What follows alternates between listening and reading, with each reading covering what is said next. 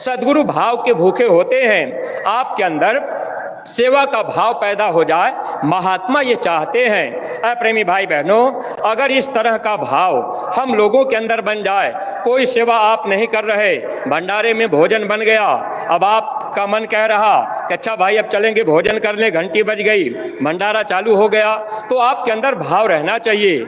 आप अपने मन से थोड़ा सचेत रहा करिए। अगर भंडारे में भोजन करने का समय हो गया तो आप अपने मन के अंदर सेवा का भाव रखिए कि चलो भाई एक बार एक पात में हम लोगों को खिला लेंगे, हम पत्तल परोस देंगे, हम झाड़ू लगा देंगे, हम पानी परोस देंगे, दोबारा बैठ करके हम खा लेंगे।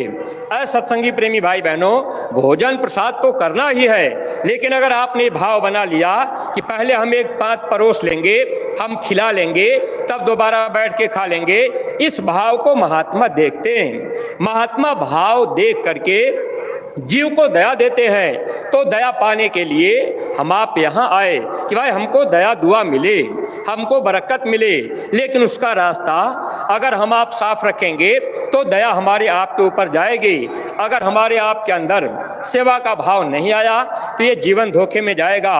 अब ये ऐसा महात्मा करते क्यों हैं? क्योंकि हम आप जितने भी प्रेमी हैं, सबके अंदर काम, क्रोध, लोभ व अहंकार, ये 5 दुश्मन सबके अंदर हैं और ये दुश्मन मजबूत हैं। महात्मा इन दुश्मनों को मूर्छित करते हैं।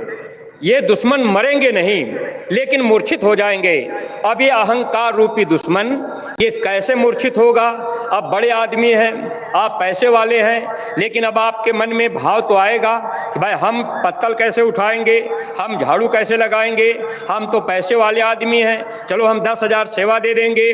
प्रेमी भाई बहनों, आखिर जब पैसे की ही सेवा होती तो महात्मा तन सेवा क्यों कराते? इब्राहिम अधम बादशाह को 12 साल तक कबीर साहब अपने पास रख करके सेवा क्यों कराए? क्या हम आप कभी सीख पाए? हम आप क्या समझ पाए? अगर हम आप सत्संग सुनते हैं तो ऐसे सत्संगी प्रेमी भाई बहनों, इस पे विचार करना होगा। अगर हम आप विचार करेंगे, थोड़ा अपने अंदर वचनों को उतारेंगे, तब तो हम आप लाभ पाएंगे।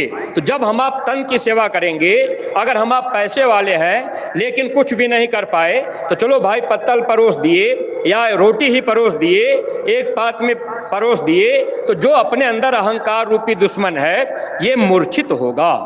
तो महात्मा इस तरह से काम, क्रोध, लोभ, मोह, अहंकार, इन दुश्मनों को मारने के लिए तन की सेवा कराते हैं। और तन की सेवा, छोटी से छोटी सेवा, झाड़ू लगा देना, सफाई कर देना, टट्टी फेंक देना, ये छोटी सेवा है, लेकिन इन सेवाओं का लाभ ज़्यादा होता है। क्यों ज़्यादा होगा? क्योंकि अहंकार रूपी दुश्मन ये मरता है, और अहंकार धीरे धीरे जब खत्म हो जाता है तो ये जीव यहाँ से जाने के काबिल बन जाता है। तो महात्मा हमको आपको काबिल बनाने के लिए यहाँ बुलाया करते हैं। अगर सत्संग सुनने की ही बात है तो प्रेमी भाई बहनों, अब तो इतने साधन हो गए कि हम आप अपने अपने घर बैठ करके महाराज जी का सत्संग सुन सकते हैं। फिर किराया भाड़ा लगा के मथुरा क्यों आए? और इतनी डेरे रावटी, ये भंडारे की व्यवस्था, ये व्यवस्था क्यों की गई? इसीलिए लोग अपने अपने जिलों में रुकेंगे, अपने अपने जिलों में सेवा करेंगे, डेरे रावटियों में रहेंगे और भंडारे में सेवा करेंगे। तो ये हमारे आपके अहंकार को दूर करने के लिए, कर्म कर्जे को अदा कराने के लिए महात्मा के एक वचन में कई निशाने होते हैं, हम जीव नहीं जान पाते। ऐसे सत्संगी प्रेमी भाई बहनों, इसलिए मैंने आपसे पहले ही कहा था कि आज्ञा माही उठे बैठे, आज्ञा आवे जाई। ये महात्मा हमको आपको पहले सिखाते हैं कि हे इंसान, आप आदेश में आना और जाना करना, आप आदेश में उठना और बैठना करना।